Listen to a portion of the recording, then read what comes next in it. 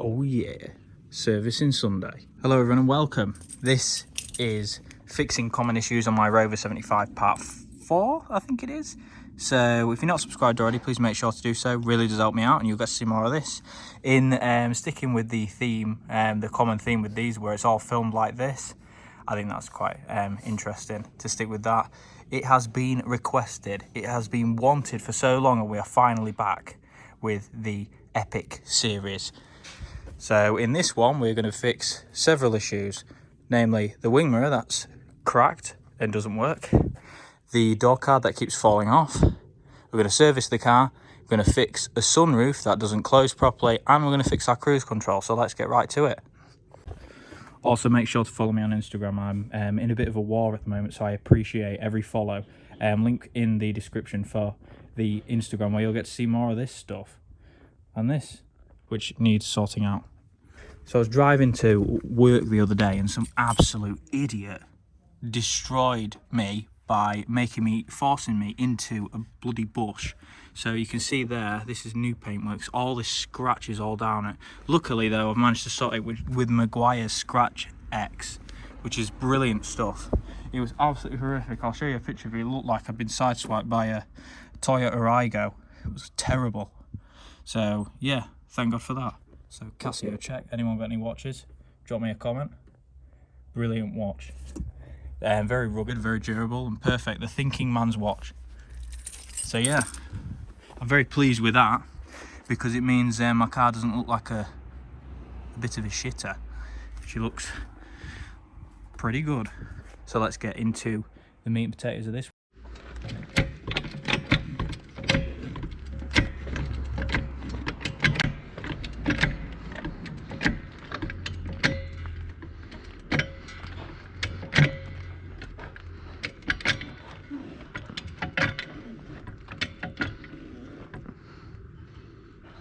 There we are, it's a real test of this lovely jack. So a lot of these have already been removed sadly, because when I asked someone to service this car last, they couldn't be asked to put them all back in. So I've got to, I've had to purchase some more, because you know, nobody seems to want to do things right. So I've purchased as many as I thought I needed. So let's get this under tray off, and then we can yeah, we can get going. Main thing is you've got to retract it forward like that, well backwards, and then you've got to take your jack off, and then you can literally just lift it off the car. So we'll pull it forward, so we'll do that. So there's two screws here. They're fairly rusty, but they're actually holding up pretty well with the Morrison's basic screwdriver. Tesco, sorry. Lost my screwdriver, so I'm having to use this basic toolkit. But see, we're already getting it off.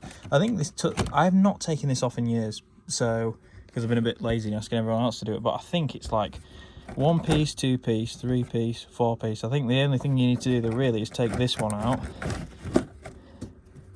Obviously, you need a socket to get that off, and then you can pull that one forward. Well, push that one back and out. So I'm going to take all of it off because I'll need to see, you know, things like that are what I want to see. So this is a bit of an inspection as well, because obviously I haven't seen this, and most people, you go do an oil change, they'll wham this off. If they're not Halfords, they'll wham that off and then go, oh, it's done. So yeah, let's do it. The most annoying thing about this car though is there's no access hatch. So on a lot of cars with these big plastic under trays, they have a little access hatch to get to the oil. This car does, but that car doesn't. So 0.1 for Fiat.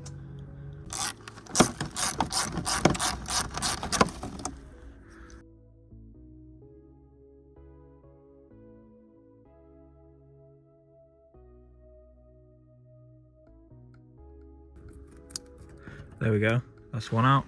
So that, taking that side off, you can see our PPD Air Blast style gearbox cooler, or oil cooler. I'm pretty sure it's a gearbox cooler. You can also see a lot of corrosion, especially on this. Is this the front subframe? I think so.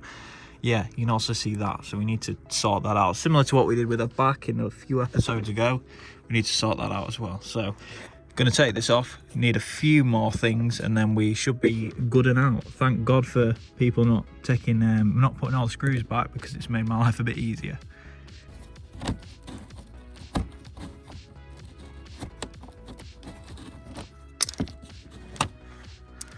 And then we've got one more here.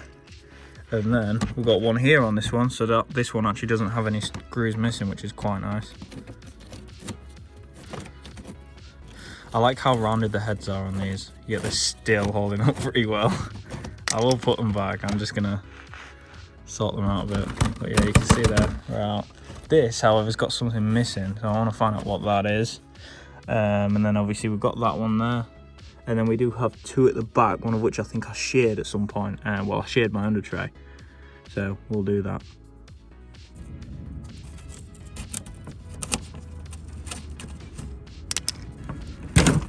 Oh, that wasn't good, but it's come off. There's one more bolt down there, but that obviously reveals the bottom of our engine and gearbox and all our other random stuff. So we can check for leaks and all that jazz.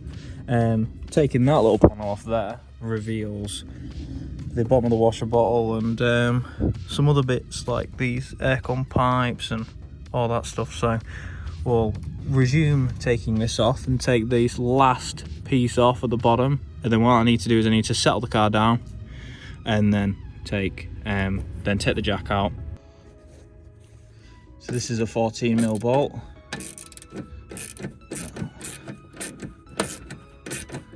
So once this is out, it'll release the under tray. What I did before is I forgot to do this bolt. So I actually, this is before YouTube, I positioned the catch can underneath, on top of the under tray, used it like a makeshift rug. So that was the silliest thing I've done in a while. So I'm hoping this time to actually clear up all the mess under there. And then we should end up with a pretty clean engine bay, because I really don't like mess, as you guys have probably deducted from these videos, or deduced.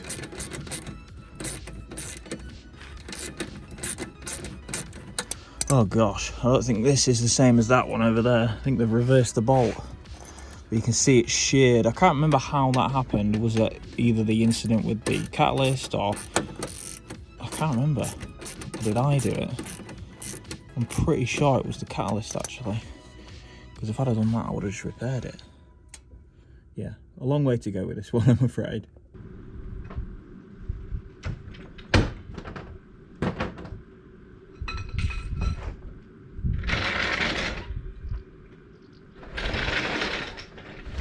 And there we are, my friends, that's out. The very grubby under tray. Not too bad, to be honest with you. I was expecting a bit worse, but we've lost a lot of insulation. I think the insulation actually goes up to here on both sides, so we've had some rubbing. Weird. Yeah, let's get to it.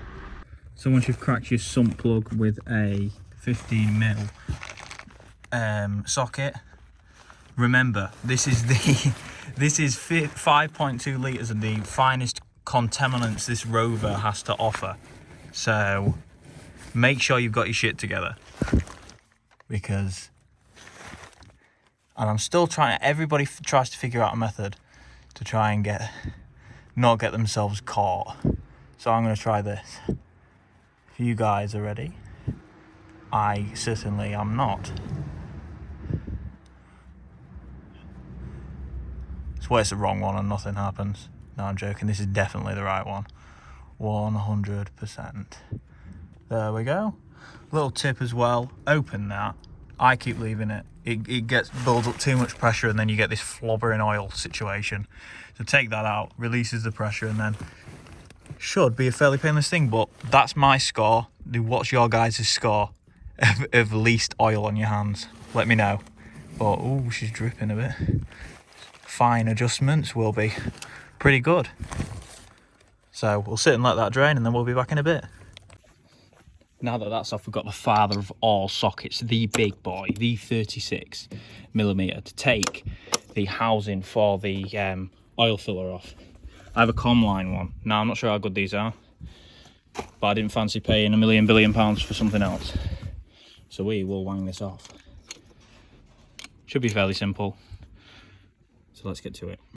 So I'm having a bit of an issue with this. Someone has tightened this far too friggin' tight. like way too tight. I shouldn't have broke the impact gun out, but I needed to try and get it off. What I think you need to do is do it cold. So we'll try it cold, because obviously the plastic will expand into the metal when it gets warm, and it'll contract when it gets cold. So I think a heat cycle will do it good. So what we'll do is we'll wait for this to drain even more, nearly done, and then we will whack the oil in it, and then we'll wait for that to cool, and we'll take that off.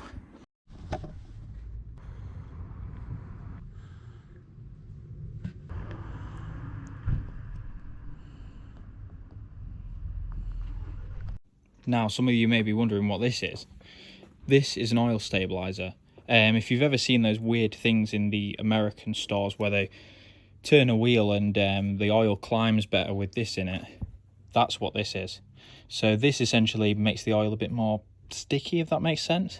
So it'll go up the valve and gear train a lot easier. So I'm going to try it for the sake of it. So we need to put some of this in. I think I've got 5.2 litres of oil, so I need to put 100 millilitres in it, I think. So yeah, we'll whack this in, then we'll go from there, and you'll just see the viscosity of this is crazy.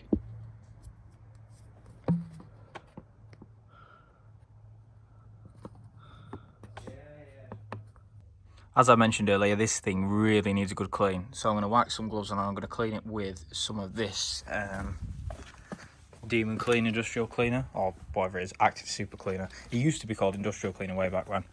But yeah, we'll be taking all of that off, because that is disgusting, and that'll aid in the thermals of the engine, not having all that crap underneath. So let's get to it. And as well, if there are any leaks under it, we'll know, because this has been cleaned. So let's get to sorting that out. So here we are so far. I've cleaned this side, and this side's looking pretty good. And this is like a weird mesh material, so you can't clean it off. But you can see, as compared to the other side, it's looking pretty good. And that is the world's hardest thing to clean. You've got to essentially go through it like this and cross it every time. So it's a right difficult one. But yeah, we'll carry on and I'll let you know. These pieces of underspray can tell you quite a lot about the condition of the car as well. So you can see that bit of rust stain in there. That corresponds to what we saw earlier underneath that side of the car. So yeah, unfortunately with this, it's made out of fiberglass, I think. So it's all cracked on one end. So this is probably the last time I'm going to be putting this thing back on. But as you can see there, it's cleaned up rather nicely. Just need to get rid of all those seeds off the bottom. So cleaning this one up, clean that one up, and then we'll clean up the underside of the car and have a inspection. I'm going to make a point of replacing these on my under tray, because you can see they're quite bad. So I've got 5 new ones. Bit overkill, but who cares? We'll put the 4 on, then we've got some spare. So it's just these 4 on this leading edge that need to be taken off. Look at the nice shiny new ones. Sadly, this under tray does look like it's pretty much had it, but I am not partaking in the throwaway, so I will keep this one for as long as I can without damaging the car, because these are, as much as people don't think they are critical components. You think about the amount of complicatedness that's under there. You've got coolers for all manner of things, you know, hoses, bits of plastic, fragile metals, and if you get something that hits that, you're screwed, because you could have potentially lose all your oil, or, you know, lose all your coolant, lose all your gearbox oil. There's lots of things that can happen. So 100% make sure your under tray is intact. So now it's time to have a look underneath the car. So you can see here, that's the exhaust for my fuel burning heater. This is part of the subframe here, which is starting to rust. Bits are coming off of it. Well, bits of paint and protective coating. Bottom of the gearbox, weren't looking too bad. Bit of a weep there on the face, but yeah, not particularly awful. On here, nope, no leaks or anything like that. Bottom of the sump. So we're looking all right. It's just that front subframe. If we catch that now, we'll be all right. But if we leave it and ruminate on it, we you know, we could be in for an expensive repair. That clip there is a bit rusty as well, and there's a bit of seepage, so I'm gonna have a bit of a look at that. That is the bottom of the radiator, and obviously you've got your intercooler there, and you've got your condensers above that, I think. So we'll have a look at that. We'll clean up some of this under here as we did the front half. You can see obviously these are quite bad as well. I might replace those with some of the old ones off the under tray, because then, you know, if they're in better condition, that is. You see where you obviously actuate your gearbox there. Yeah, it's looking all right, to be honest with you. Look how big, how meaty that exhaust is, my word. Look at that flexi on that. That's humongous. God, I haven't been under here in a while, have I? I want to check at this point as well, any hoses or anything under here. But to be honest with you, a lot of them look in fairly all right condition. Besides that one, actually, which, oh no, never mind, that's just a mounting.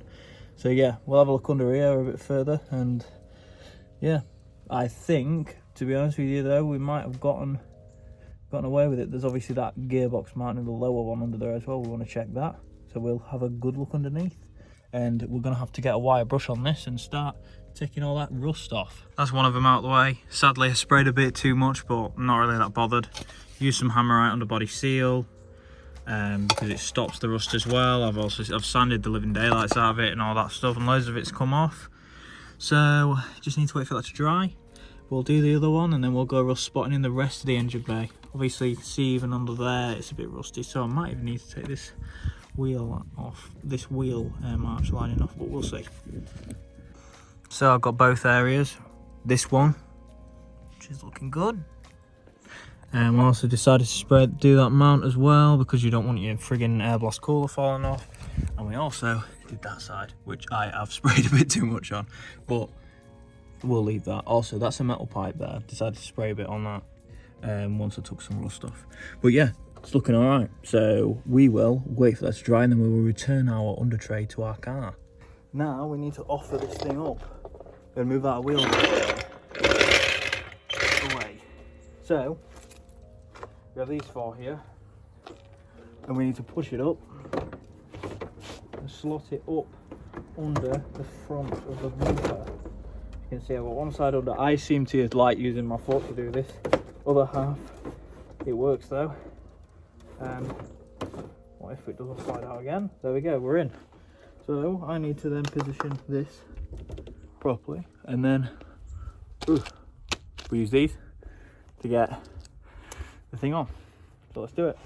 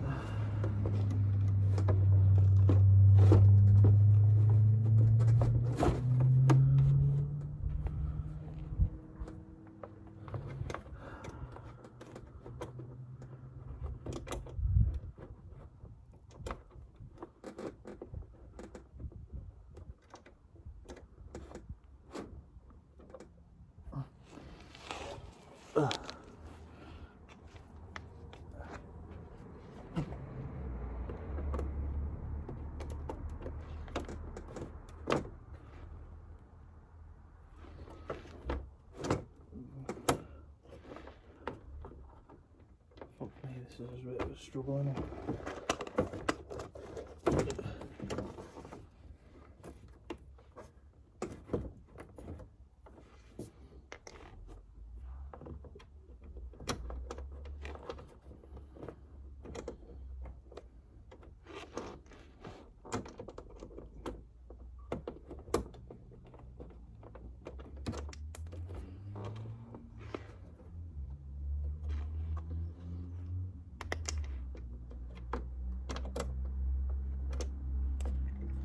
Good though. These are smaller.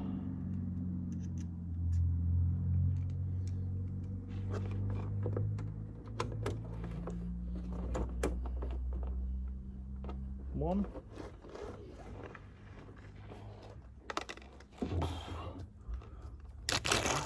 Literally, I've bought the tools I need to do the job.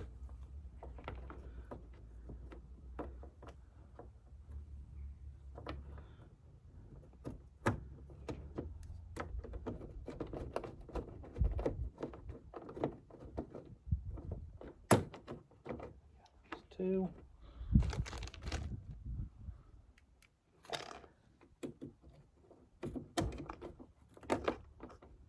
3.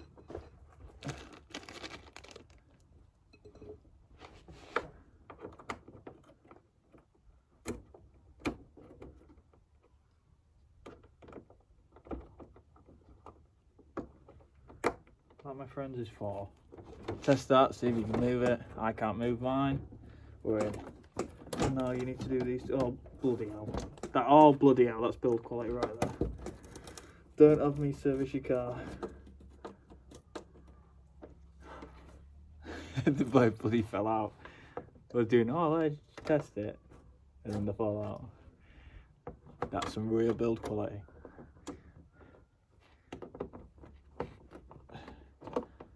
Most people would sit there and make that joke, oh, just as it left the factory, but I'm not. I'm going to sit there and dog on people that did a better job than most manufacturers on putting things together. Hence why they're not around anymore, because people sat there making unfounded jokes. Well, I would say some of them are founded if you think of back to, you know, the SD1, which was a good car that was built awfully, but with these, it's a completely different story. But it is fun to have a jive. Just remember, the people that did this are better than me and you are putting these cars together, hence why 20 years on, this thing is still on the road. I might not be on the road in 20 years. Ooh. I'll turn this off because I've got to do the other ones now. I'll switch over to that. That's that one in now. Note that this is supposed to go underneath that and attached to it. Sadly, mine's broken, so I will be fixing that. Oops, sorry. Sadly, that's supposed to go underneath that. Mine's broken though, so can't do that. And that's supposed to slot into there. And then obviously you've got all of these built like that. So I will now go to the other side and put the other ones on. Let's whack this other one on now. Yeah, I think that's the thing that annoys me the most about these things. Is the Cortina was just as crap as this. The Escort was just as crap. They were all just as crap. But because British people, us, don't like to, you know, tout their accomplishments unless it's football, we crap on our own stuff and then we wonder why we don't have any of these industries still around. It's just daft. So I, for one, think we should be a little bit less modest. We made some fabulous cars, some fabulous innovations. You've got wonderful stuff like the English electric Lightning, things like the Vulcan, things like that. And people just tend to forget that we did stuff like that. And the things that we did. Of course, we did things like wind scale and various other failures, but, you know, America did 3 Mile Island well way back in the day, and that was, you know, a bit of a disaster. I know we've gone from cars to warplanes to nuclear power plants, but you get my point. People are a bit too fast to shit on themselves, so to speak. Tout your own accomplishments, just don't be too yankish about it, if you catch my drift. I think we need to be a bit less modest about what we've done. Because when it comes to things that we did badly, you know, everyone's quick to get the, you know, spread them open and unleash and sit there and dump on you. So we need to be a bit more proud of what we, as a people and as a country and as a world, have achieved, because we have certainly come a long way. I know the Rover 75 isn't the pinnacle of innovation, but it's a damn good car. It winds me up that people don't like them. But I guess it's all about preference, isn't it? Even though this car, it will last longer than most. If I manage to put this on right, it may last longer than most. Oh, God, it's so difficult. But meanwhile, if I was doing this with a Mercedes, it'd be like putting together a you know, it'd be like getting a Connect set out. At least this is sort of like Kid Connects. It's easier than messing about with a Mercedes, and I've done a Mercedes in my time. The under tray of a Mercedes, it's like the friggin', it's like trying to get every continent on the planet and stick them together into a perfect square. It ain't happening. Oh god, let's get this on. There we go.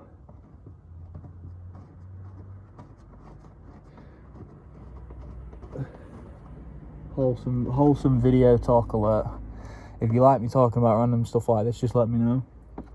I'm very rare to give my opinion on this channel. I think we're done there. That's just not going in right. Oh, this isn't even pushed together. Yes, there we go. We're all together. That's perfect. So we'll move to the next thing. I'm too busy looking at the screen. We'll move to the next thing, which is trying to do that oil filler again. So let's try that. Oh. Next. So another one of the common issues on these cars is the sunroof going out of alignment. Now, thank you to Glenn and a few other guys for letting me know about this. So essentially what you need to do, turn your ignition on and then press your sunroof as if it's going towards you. It's with it closed. And then what it'll do for a few seconds is it'll tilt open. If you guys can remember, there was that massive gap with mine. So let's just see what it does. There you go, it'll do that. And then if we look at my gap, I'll get out of the car. You can also remember, if your sunroof won't tilt, that'll fix it as well. So let's get out of my car and have a look. There you go, perfectly flush. If you remember before, it was a bit of a mess and it dropped a bit. So that is a way to fix your sunroof mechanism. So on to the next thing, which is the cruise control. Hello everyone, so this is the cruise control issue. So I was driving around a week after I got it back, and the cruise control decided to not engage anymore. So the light comes on here, the master light, but you can't set it on here. Now I've checked the little slip ring in there because I can use my horns, etc. So that's all working. So the next thing to check would be the fuses. However, there's a common problem on these where the little switch under the brake pedal, or there will be a clutch one and a brake one on manual cars, gets stuck. So I'm going to take this off and I'm going to check that. So let's get to it. That's the two screws out, so this should pull forward now, and then I'm hoping this little plastic bit at the back pulls down. Yeah, it does. Okay, so I'll get into that. Also might be a good chance as well for me to tidy some wires up.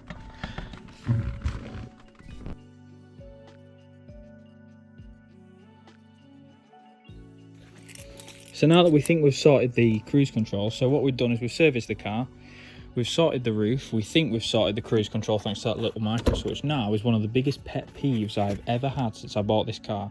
So if you guys know, these are held in by a series of little push things. Now this door card comes off all the friggin' time and it winds me up. So essentially what I have to do is from that I have to go and just smack it like that to get it back in, but it never stays back in. So what I need to do is I need to take this door card off and then sort that out. But in addition to that, if you guys can remember this wing mirror, it's been like this since I bought the car. I had a little bit of felt over there, so what I'm going to do is I've got two pristine working wing mirrors, so I can do that. The other thing with this wing mirror as well is it didn't work because the annoying this of course has exposed it to all the elements, and all the electrics inside have gone funny. Luckily, however, the motor still works, just not the heated glass. So in winter that'll be quite irritating. So let's get that sorted. So first thing I need to do is get my trim tool out and start taking this door card off. I'm hoping I can get it back on properly though, or I'll not be driving this car because I hate it when things rattle.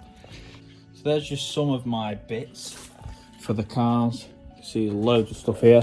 This is what we're after. So it's going to be, is that damaged? Yeah, oh, that's gotten damaged. Oh well, it's better than what we have. So we'll be getting this one and putting that on. Remember to bring this with you. Issue with these though is they commonly seem to break, so we'll be seeing what's up, seeing if that one's broken. So let's get this one fitted. So the front doors on these, much like the back ones, are held in with some screws and some of these wonderful push tabs here. So the main problem we have with this is that the hanging bit doesn't work. So I'm going to see if I can figure out a way to do that. So this is going to be a bit of an experiment, but I'm hoping a lot of you guys will benefit from this, because I have been tortured to the ends of the earth for hang around this. I've had this car for 40,000 miles. 40,000 miles of torture. 40,000. Thank you for holding that, by the way, I appreciate it. I was going to put it on here as a bit of a flex. It's like, don't mind me, I'll just put it in my driver's side cup holder, but nah. Stick it in there. So we'll get this door card off. Should just be as simple using these pry tools to unleash all of these, take a screw out of there, and we should be on our way to taking it off. And then obviously then we need to take this all off on here, and then we can get to that wing mirror and replace it with a nice new one. And there we are, my friends, we have taken that off. So you can see I haven't managed to break any of my clips, which is good. Oh, -1. Well, one's isn't even there. What? It's not even there. So that would indicate to me that this has been off before. So the rest of them now, and it has different pins. So these are all supposed to be grey, I believe. So that's good. So it has been off before. So our main problem is trying to get this off now. Oh no, hold on. It doesn't particularly seem like a problem when it just comes off like that. So we'll do that, and then we should be good to go to get the wing mirror out. I think it's just one of those ones that you pull, I don't know. Then again, I think I might just try to do like a cheeky version of it. Just getting there, but you can see the water start to come in. Which ain't good, so we'll take that off. So that is a viable way to do it, doing it by... Oh. So these three 10mm, I've just lost my 10mm socket. That's what hold the wing mirror on, and then obviously you've got that off.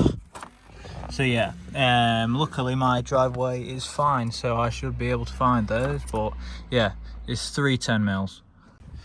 There we are, and you can see all the 2008 date. Is that real? 2008. It looks like it. How weird. Yeah, 2008. Oh, that's a bit spooky, isn't it? Yeah, so this must have had a wing mirror replacement at some point, but we'll unplug this and then she should just flop out, and then we can put a new one in. Oh, focus. There you go. Yeah, then we can put the new one in. Do I replace that? No, I don't think I will. I think I'll leave this in here. Then again, it is quite cracked. How easy do you come out? Very easy. Oh, very easy. Oh God, look at all that. Is that normal? I guess it may be. Let's pull all that out of there. There we go. Ooh, thank you. Cool. Clean the surface up, make it look a little bit better. So now that we've got that back on, one quick test. There we go.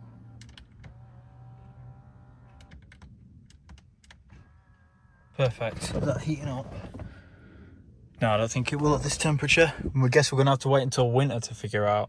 But yeah, that comes off fairly easy. Well, it lifts up fairly easy and goes back easier, so you can just pull that up and then do it. So now it's figuring out why this won't hang on that last one. Maybe it's bent, something like that. Doesn't look to me like anything on this has been like messed with, but could have been. So let's have a look at that. Speaker membrane looking nice. Yeah, let's see if we can get this sucker back on properly. So I think I might have discovered a knack to it. I'll put that screw in first, then I'll push down like this along the top of the door towards the actual door itself. So essentially pushing like that in that direction. That then pushes it onto these little hanger clip things, and then you end up with a door that's more or less secure. You then push it all around here, starting at the sides, working your way down, and then obviously you've got to put this central one in, but sadly my bit of chrome is broken, so I'm going to have to glue that. But I think that might have solved our door problem, so that's pretty cool. So that is about that, everybody. As you can see, we've fixed all of our problems. It just needs a bit of a polish off because that's some of that back to black stuff. No longer cracked. locked, no longer falling off. If I slam the living daylights out this door, before you'd slam it twice and that would just unhook. And we've also serviced the car, and I'll report back with the whole situation with the Lucas and see how that goes.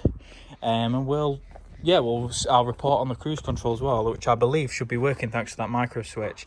And we've also fixed this sunroof, so a very, very fruitful afternoon. So thank you for watching. Keep watching. Remember to subscribe for more of this Rover 75 stuff.